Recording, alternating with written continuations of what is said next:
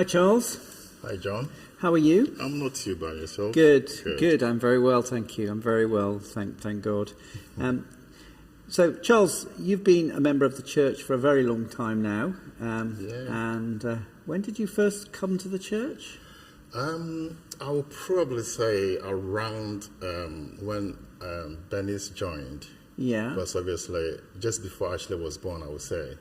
And Ashley is 15 years now. So right, yeah. I would say it's about, It's about 15 plus 50, years, exactly, something like that. yeah, That's fantastic. yeah. That's good. And before that, I mean, obviously, you were a child, because everybody was. Yeah. And what was life? Were you in Ghana, or were you in this country? Tell us about your childhood. Well, I would probably say I've lived more years away from Ghana. Obviously, yeah. Well, I was born in Ghana. I lived in Ghana, my childhood in Ghana. But at this moment, I'll probably say I've lived more years in UK than in Ghana. You know, I mean, growing up, obviously, my childhood, I would say, growing up, I was born into a big family. My father had so many, children. How many?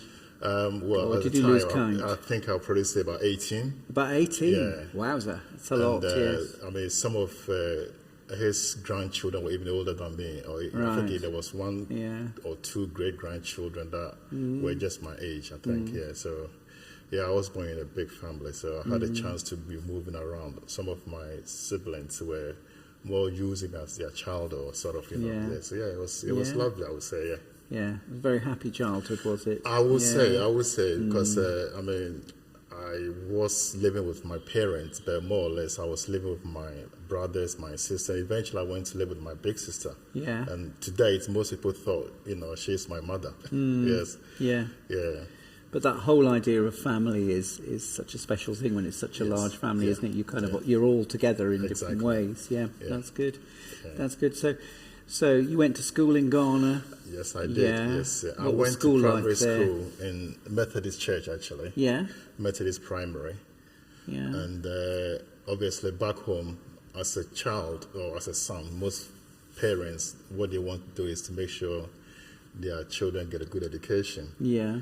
And in my case, although my father obviously wasn't educated, but he wanted to make sure all his children, had education. So, and in my case, I had big brothers that had been to school and all that, so it wasn't any different. So yes, I had a good education. I went to secondary school, and back there, secondary school is boarding, so you have to be away from home. Right.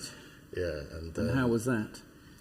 It was very tough because, being away from home for about, let's say, a term and then come home for half term and go back, it was hard because although my school was just about a few miles away from where we live, and actually my father owned a house next door to the school. I still had to be in a boarding, and it was very tough. And I keep saying to my kids now that when I was in year 9, from year 7, 8, 9, I get so upset whenever they take me to school. So I only got used to when I probably got to year 10, because every time I miss home so much that But otherwise, it was good. Yeah. Yeah, that's really good. So, what brought you from Ghana to the UK? Because I've had so many brothers. I mean, my big brother was already here, and actually I didn't even know him when he first came to this country. But growing up, I knew my brother is in UK. So when I went to university, first year, he invited me to come and visit, and I came. And I think second year too, I came to visit. So when I finished university and I came, the idea was to just come for about 6 months or 2 years and go back. Because at the time, there was a Commonwealth agreement, with UK. So once you come from another Commonwealth country, you can extend your stay for 2 years, which I did. And then, so I was here for 2.5 years, and I was thinking to go back, but it didn't happen that way. So no. And I'm here. 15 years later, yes. Exactly. So probably about 30 years now I've been here.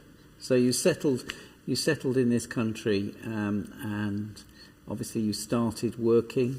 Yes. What were you doing? What was your field? What is your field? Yeah. At the university, I studied theology and political science. Oh, right. But obviously, Okay, yes. when I first came here, I knew I wasn't going to be a politician. I mean, back when you study political science with the hope that you'll get to go into politics, but obviously, and You've got too much integrity.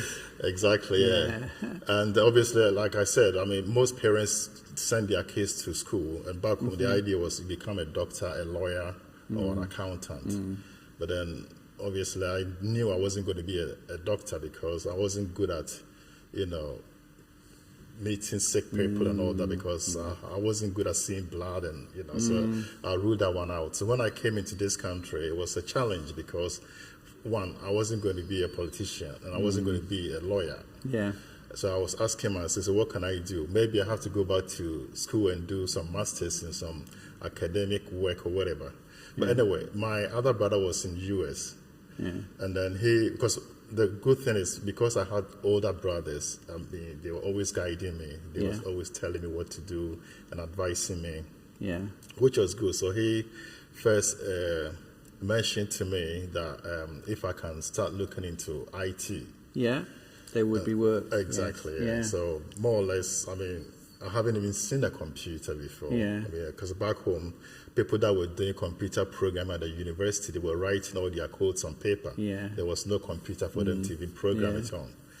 So he introduced me to the fact that if I can go into IT, because he was in States, that was in the, I would say, middle 90s, which the 2000 bag was coming out, so it was a lot of, So he encouraged me, and then, I started looking into that, and then at the time, I was obviously doing some jobs to just keep me going. Yeah.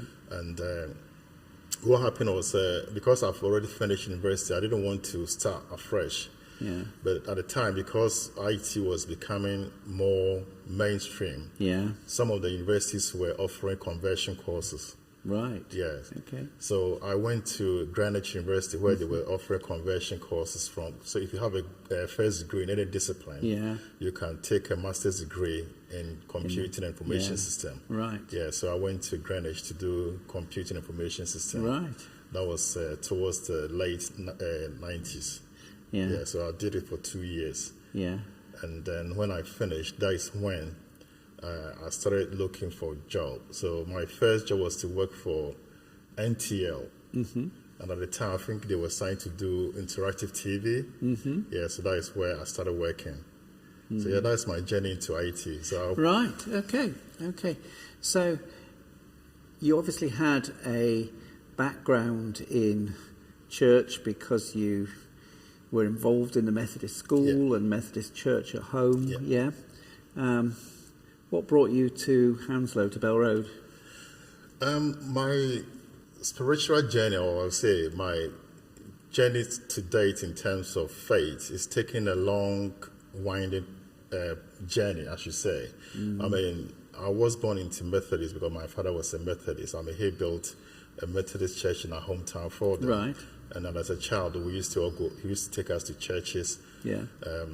What do you call it? Harvest and all that. Yeah. But then when I went to live with my sister, obviously they were Assemblies of God, which Ghana is more like the Pentecostal church. It was trying to become more popular.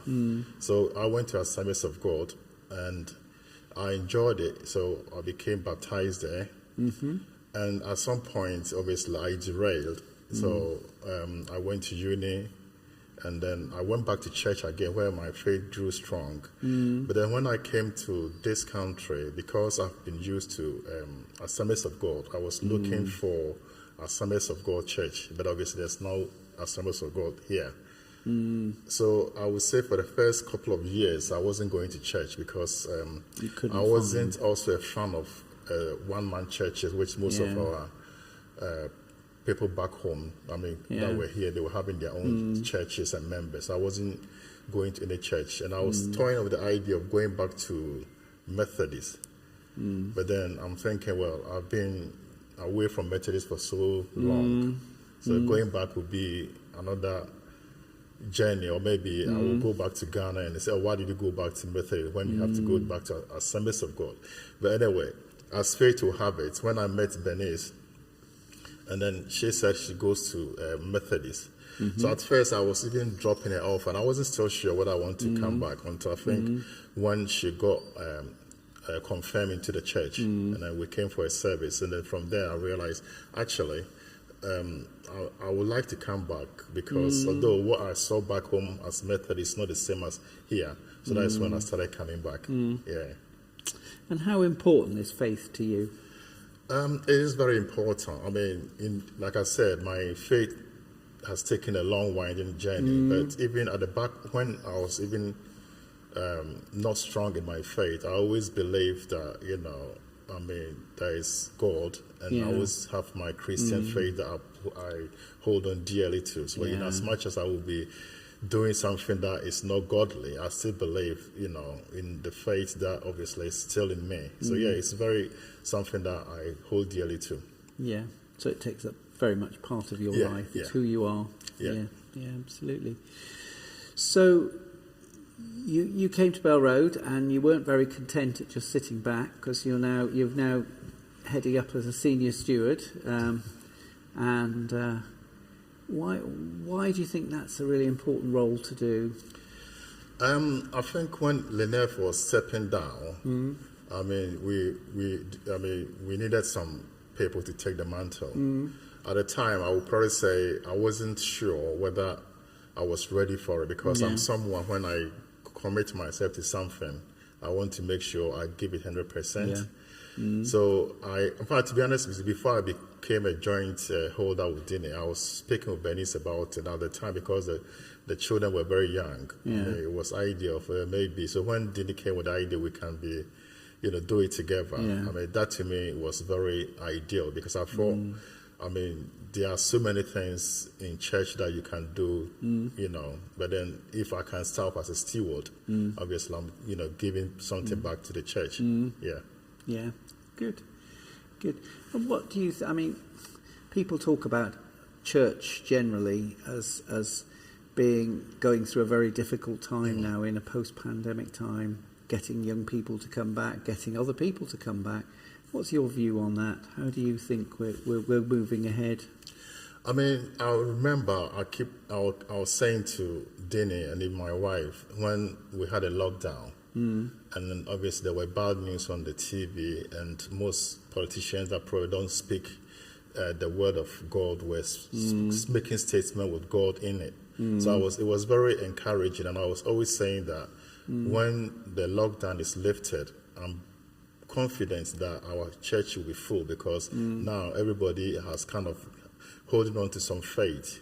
And that was my encouragement. But then it got to a point that I also realized that actually when we open our doors, the numbers is going to dwindle. So it's still a dilemma that I'm still contemplating, because at one point I thought the pandemic will bring more people to God.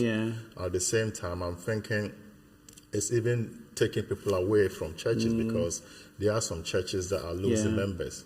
So it's sort of conundrum that I'm still sort of grappling with. But I'm hoping that, as people reflect on what we have been through, maybe they will start coming back to God, Well, we can but pray for that. Exactly, Absolutely. So, thinking ahead, what exciting things have you got that you'd love to do? Church or life? Have you got any challenges you've really wanted to do? I think, for church-wise, I would love to do more. I would love to do more, but sometimes I think as people, we tend to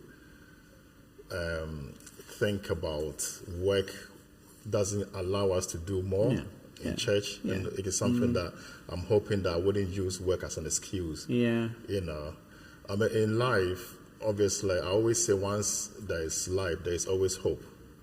So I always believe that, as long as I've got good health and I've got life, then obviously what I could have done yesterday, I can also do it tomorrow. So that is all. That is what I always think about. So I'm someone that probably don't really focus too much on, challenges. I always sort of, go with my instinct. And then I always say to God, if it's your will, let it be. So that's the only question I always ask. Everything good way to do it. Yeah, exactly. Absolutely. So even if the outcome is negative, I always say that was the will of God. Good. And obviously, there are times when you can do more and times when you can't, and that's how life is. And I think that's a message for everybody, isn't it, really? Yeah. Well, Charles, thank you for your time. Thank you for sharing your thoughts and your honesty and your openness. And I wish you all the best. Thank you, John. Thank you for inviting me to Open Pages. You're welcome. You're welcome. Thank you.